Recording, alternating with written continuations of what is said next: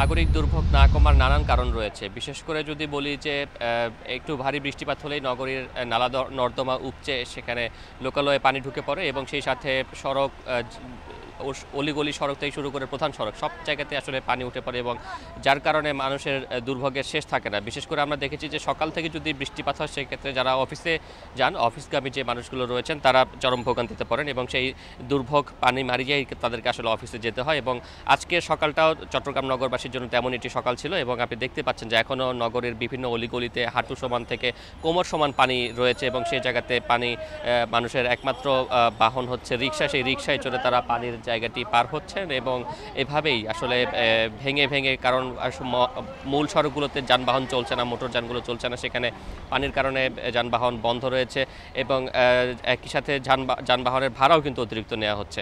এবং এই দুর্ভোগ না কমার প্রধান কারণ হচ্ছে জলাবদ্ধতা যে প্রকল্প, সেই জলাবদ্ধতা প্রকল্পে অনেক ত্রুটি ছিল, অর্থাৎ কয়েক দফায় সেই ত্রুটি সংশোধন করা হয় এবং এখন পর্যন্ত জলাবদ্ধতা সংশ্লিষ্ট যারা কর্মকর্তারা রয়েছেন তারা বলছেন যে নগরীতে 57টি খাল রয়েছে, কিন্তু জলাবদ্ধতা প্রকল্পের আওতায় কার্যক্রম চলছে 36টি খালে, অর্থাৎ এখনও প্রায় বেশ কিছু খাল কিন্তু জলাবদ্ধতা প্রকল্পের আওতার বাইরে। সেই খালগুলোকে জলাবদ্ধতার প্রকল্পের আওতার বাইরে রেখে জলাবদ্ধতার যে কার্যক্রম চলছে সেটি সুফল পাওয়া যাবে না, সেটি প্রকল্প সংশ্লিষ্ট যারা রয়েছেন তারা নিজেরাই কিন্তু স্বীকার করছেন।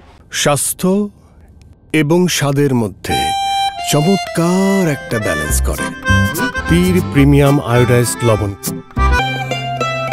একই সাথে যদি বলি, সিটি কর্পোরেশন যদিও দাবি করে যে প্রতি বছর 8 থেকে 10 কোটি টাকা তারা খাল নালা নর্দমা পরিষ্কারে খরচ করছে, কিন্তু সেখানেও আমরা দেখি যে সেই খাল নালা নর্দমা খনন কিংবা পরিষ্কার পরিচ্ছন্নতা কার্যক্রমটি শুরু হয় বর্ষা এবং জলাবদ্ধতার সময়টাতে, কিন্তু শুষ্ক মৌসুমে কিন্তু সেই কাজগুলো একেবারে করা হয় না, যে কারণে সেটিরও সুফল পাচ্ছেন না। নগরবাসীরা অভিযোগ করছেন যে আসলে খাল নালা নর্দমাগুলোতে ময়লা আবর্জনা দিয়ে উপচে পড়ে সেটি মূলত পানি নিষ্কাশনের পথ বন্ধ হয়ে যায় এবং পানি নিষ্কাশনের পথ বন্ধ হয়েই কিন্তু মূলত জলাবদ্ধতার সৃষ্টি হচ্ছে। এবং আরেকটি বিষয় যদি বলে রাখি যে জলাবদ্ধতা প্রকল্পে যেহেতু চট্টগ্রাম কর্ণফুলী নদী তীরে অবস্থিত এবং সেটি বঙ্গোপসাগরের সঙ্গে যুক্ত, এখানে জোয়ার ভাটার একটি ব্যাপার রয়েছে, সেই জোয়ার ভাটার জোয়ারের পানি যাতে বন্দর নগরীতে প্রবেশ না করে সেই জন্য খালগুলোর মুখে স্লুইস গেট বসানোর কথা ছিল, কিন্তু সেটির কার্যক্রমে কিন্তু একেবারে বন্ধ রয়েছে। এই কারণেই মূলত আসলে জলাবদ্ধতার যে প্রকল্প সেটির প্রায় 8,500 টাকার প্রকল্পের 70% কাজ সম্পন্ন হওয়ার পরেও কিন্তু এখনও নগরবাসী সুফল পাচ্ছেন না।